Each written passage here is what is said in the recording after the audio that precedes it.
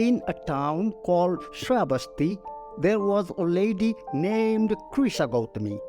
She came from a poor family and was much neglected by her rich in-laws. Her little son was the only support for her life.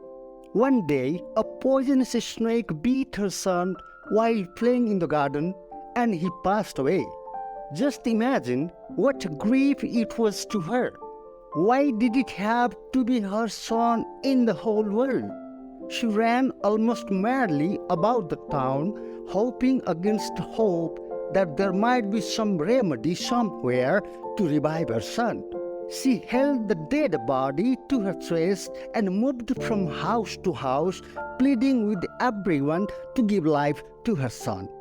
They felt very sorry for her, but whoever has heard of the dead coming back to life?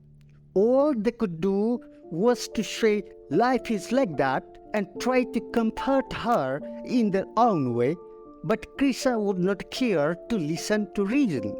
Meanwhile, someone advised she had better go to Lord Buddha, as he alone could do something about it. She came crying to Buddha and placed her child at the Buddha's feet. Buddha said, "Daughter, why lament for him who has already gone? Your son is no more, and there is no cure for death. I can only say, peace be on him." But she insisted, "You are the God yourself, and God can do anything. Please accept my prayer and let my son wake up in any case. If he wants it, he can come to life surely again." Seeing that it was impossible to make her see sense, the Buddha said, "Well, I can bring your son back to life on condition that you bring a handful of mustard seeds from a house in the town. But the mustard should be only from such a house where no one has ever died."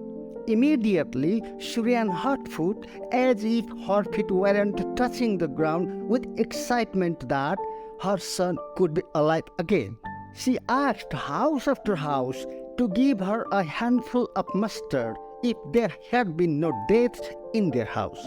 Everywhere, people were too willing to help her, but not a single house was found where nobody had ever died.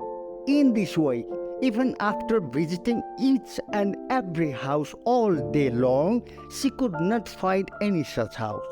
So far, she was getting to realize that every living being in this world, no matter how strong, is subject to death. Death is an eternal and unavoidable truth, and one who is born must necessarily die one day, sooner or later. And at last, she returned to Buddha hopelessly. Buddha asked, "Krisha, have you brought any mustard?" Krisha replied, "Lord, though I could not find such mustard, I definitely got some wisdom. Now I can understand that all of us have to die one day. Human life is impermanent, and no one on earth is immortal."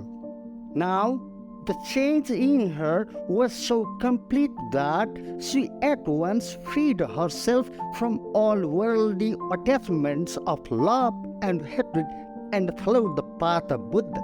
And by becoming a nun, she attained supreme knowledge through spiritual awakening. For sheer ignorance, we are doomed to get stuck in the endless cycles of births and deaths, one after the other.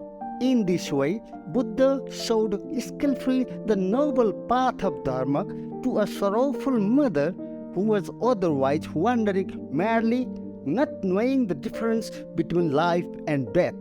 Bhavatu Sabba Mangalam. If you like this story, please share it with a comment and subscribe to our channel. Thanks a lot.